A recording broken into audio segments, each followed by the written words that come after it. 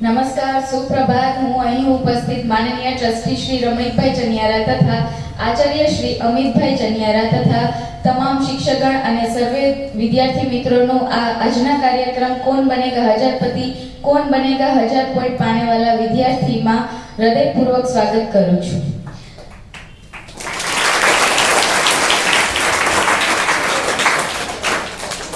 છેવટે આ દિવસ આવી જ ગયો જેની આપણે બધા ખૂબ જ આતુરતાપૂર્વક રાહ જોઈ રહ્યા હતા. આજનો દિવસ એ આપણા બધા માટે જિંદગીનો ખૂબ જ સરસ અને યાદગાર પળ બનવા જઈ રહ્યો છે. શ્રી અમિતાભ બચ્ચન દ્વારા સંચાલિત કાર્યક્રમ કોણ બનેગા કરોડપતિ જેવો જ કોણ બનેગા હજારપતિ કોણ બનેગા 1000 પોઈન્ટ પાને વાલા વિદ્યાર્થી નું આપણી શાળા દ્વારા શ્રી ઉન્નતિ પ્રાઇમરી સ્કૂલ દ્વારા આયોજન કરવામાં આવ્યું છે. આજના આ કાર્યક્રમમાં ધોરણ 1 થી 8 ના તમામ બાળકોએ ભાગ લીધેલો છે.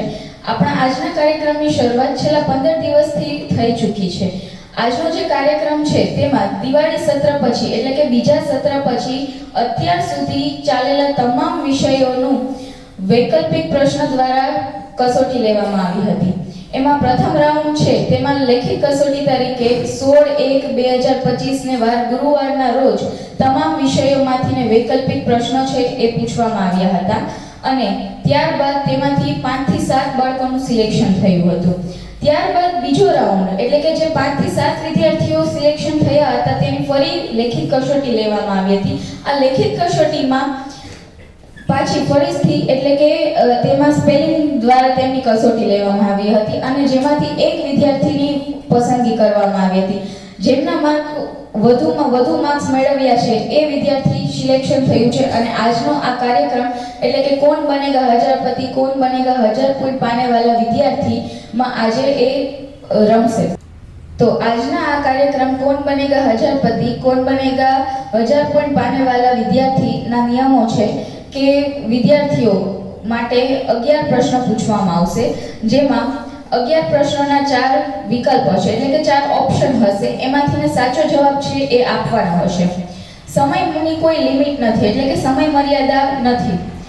સમય જેટલો જોતો હશે એટલો રાખવામાં આવ્યો છે. ત્યારબાદ 11 પ્રશ્નો જે પૂછવામાં આવ્યા છે તેના એક એક પ્રશ્ને તેના અલગ અલગ રીતે પોઈન્ટ્સ એટલે કે રૂપિયા છે.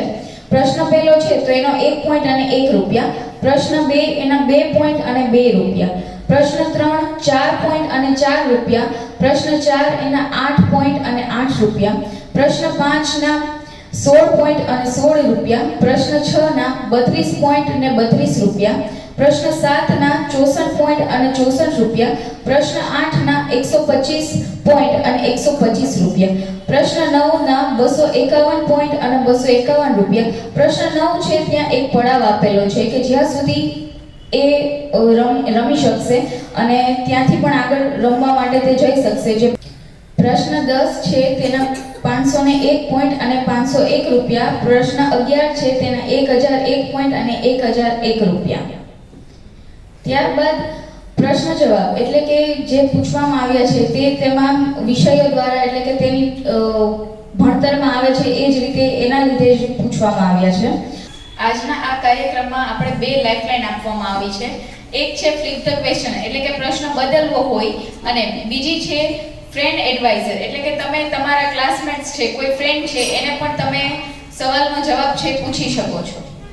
આ કાર્યક્રમ એ ફક્ત શિક્ષણ માટે જ છે જે શિક્ષણને આગળ વધારવા માટે છે કે જે શિક્ષણનો સારો ફાયદાકારક રૂપ રીતે કે આ કાર્યક્રમ છે એ ઉજવવામાં આવે છે.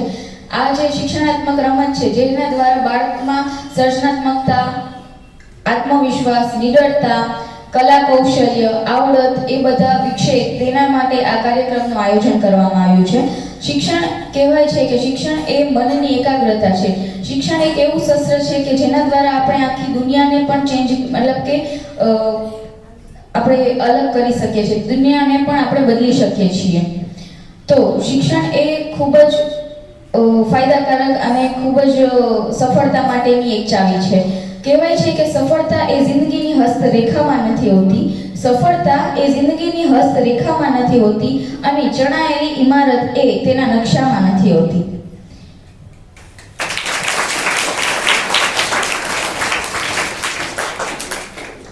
એટલે કે સફળતા માટે કોઈ મહેનત કરવી જ પડે છે. સફળતા એ કિસ્મતમાં નથી હોતી, તેના માટે મહેનત છે એ ખૂબ જ કરવી પડતી હોય છે. જેમ પ્રકાશ છે એ અંધકારનો નાશ કરે છે, તેમ જ્ઞાન એ અજ્ઞાનનો નાશ કરે છે. તો આજે આપણે માં સરસ્વતીને નમન કરી અને પ્રાર્થના કરીએ કે આજનો આ કાર્યક્રમ એ ખૂબ જ સફળ થાય અને આપણા બધા ઉપર તેમની દયા, કૃપા, ભાવના છે એ સદાને માટે બની રહે. તો ચાલો શરૂ કરીએ આજનો કાર્યક્રમ. કોણ બનેગા હજારપતિ, કોણ બનેગા 1000 પોઈન્ટ પાને વાલા વિદ્યાર્થી. Thank you.